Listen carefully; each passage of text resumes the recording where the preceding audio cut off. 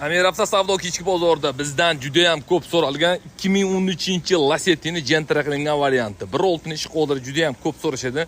Mashina narxi ham shikalat bo'ldi.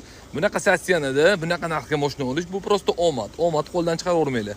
2013 hop kraska holatlari egalar oke Gentra qilingancha oldi 3 litrda bor dedilar. Suyalari butun mashinani.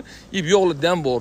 Men oke tomdan pastiga roziman dedilar. Tomdan pasti kraska deyaverayman, men shunga roziman dedilar. Hop, Gentra diski yangi balon to'qib qo'yishdi. Balon holatli ham yaxshi holatda turibdi. Mashinaning salonini ko'radigan bo'lsa. Hop, salon holati yaxshi holatda, o'zingizlar ko'rsanglar bo'ladi. Avtomat korobka 1.6.